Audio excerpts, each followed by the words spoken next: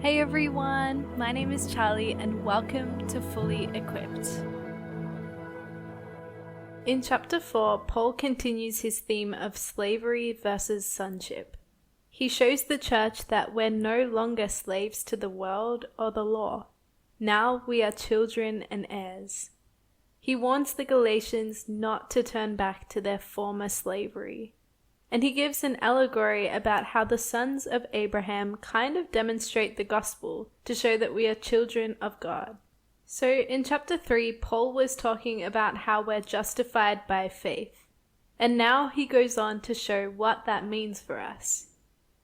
It means that we're no longer slaves.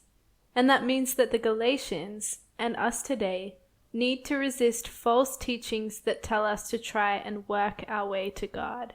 He's our Father, and we are His children. In the first part of chapter 4, Paul continues the theme we were talking about yesterday of being slaves versus sons or daughters. He gives an analogy of a child who is set to inherit his father's wealth one day. Even though he's going to one day own everything, he's still a child, and so he has no more freedom than a slave would have. The history of Israel is kind of similar. They were set to inherit the blessings promised to Abraham one day. But under the law and without Christ, they were slaves to sin and death. The law could help guide them towards holiness, but it couldn't set them free from sin until Jesus came to set us free. In His timing, God sent Jesus who kept the law perfectly. He satisfied all of the requirements for the law, and in dying on the cross, He paid the price for our sin. But He didn't just set us free. He also redeemed us so that we could be adopted into His family. In the Roman Empire, you would adopt a son so that they could become the heir. Being adopted wasn't just a nice thing that provided a home. It's like a whole change of identity. You're now part of the family, and you carry the family's name, status, wealth, and privileges. We're not just set free from slavery to sin. We're also given a home and a family. We become heirs of the promised blessings to Abraham, and we're liberated from the curse of sin and death. Why would you ever want to go back to slavery when you've got that? To go back to slavery to the law means that they're not sons of God or heirs of Him. And it also means that they're returning to idol worship and worldliness. If they're going to turn to Jewish law to save them, they may as well turn to pagan gods or idols.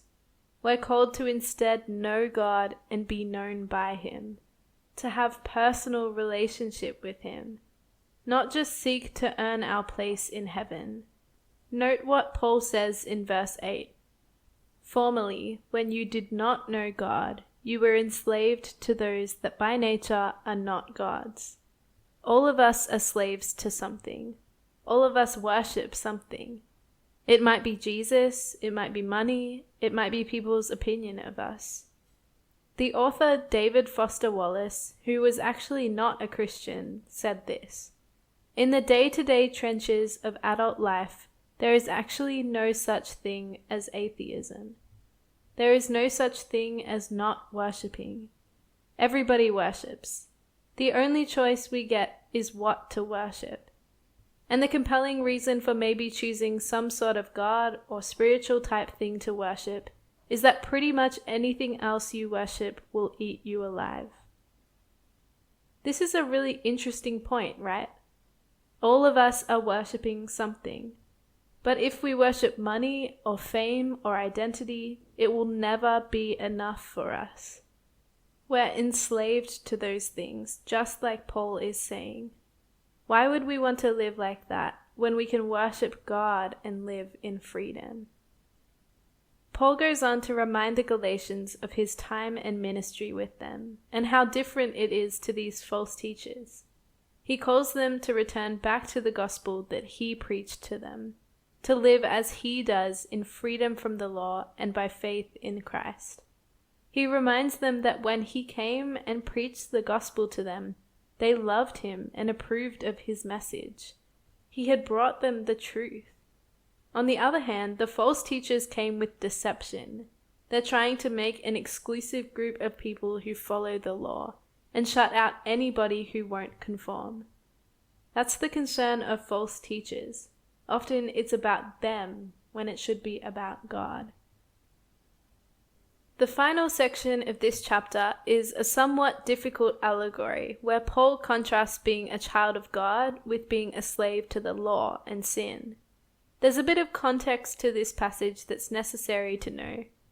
Back in Genesis chapters 16, 17, and 21, we read the stories about Abraham's children, Ishmael and Isaac.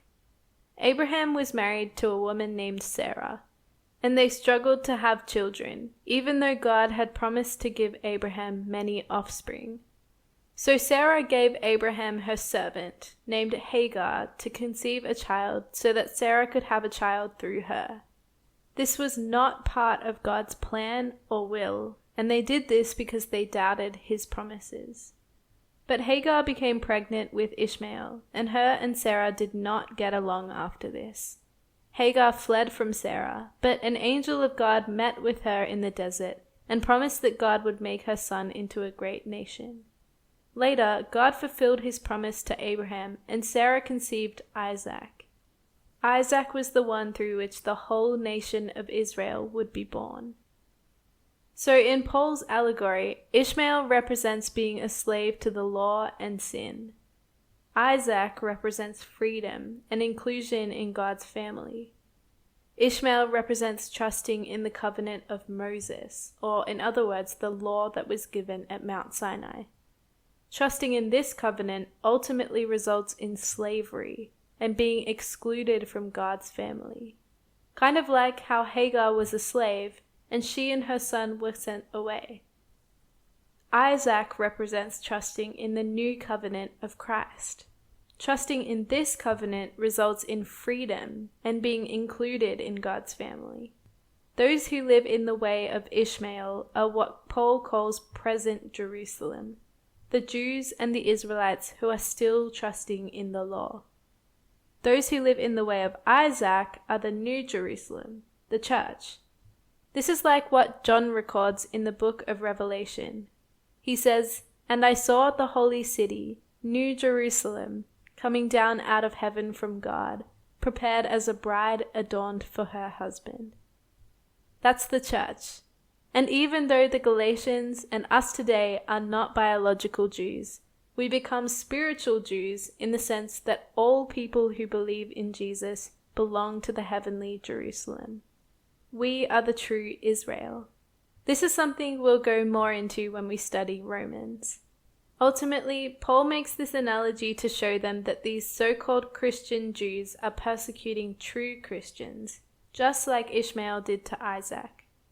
Just like there was dissension and competition between these two half-brothers, so there is also now dissension between believers and religious people. The slave looks down on the free person, because they believe that they have received the inheritance. Yet Paul points out through this comparison that the one born according to the Spirit is the one who has truly received sonship. The Galatian church needs to be very careful and remove any false teachers from their presence, lest their doctrine destroy the church. How does this equip us? In chapter 4, Paul warns his readers to not turn back to where they once were. We as humans are prone to drifting. Kind of like how just after God brought the Israelites out of slavery in Egypt, they quickly began worshipping a golden calf. It's really easy for us to fall into self-worship and worshipping created things rather than the Creator. It's really easy for us to fall back into patterns of sin, especially when we're not drawing near to God. What areas of your life do you find yourself turning back? Where do you struggle with letting your attention drift away from God and onto other things? Paul teaches us that when we do this, we're actually falling into slavery to those things. As we grow in our relationships with God, we need to firmly know our identity in Him. Whether we've grown up as believers or we've only just come to faith, all of us have been redeemed from sin and given a new identity in Christ. And we need to be careful not to go back to idols, to sin, or to religious slavery. We actually need to press into God instead. What's something practical you can do this week to grow in intimacy with God and continue to turn towards Him rather than away from Him? As the Holy Spirit strengthens and guides us this week, let's be people who resist the call of our old ways and continue to seek greater transformation and relationship with our loving Father who knows us and wants to be known by us.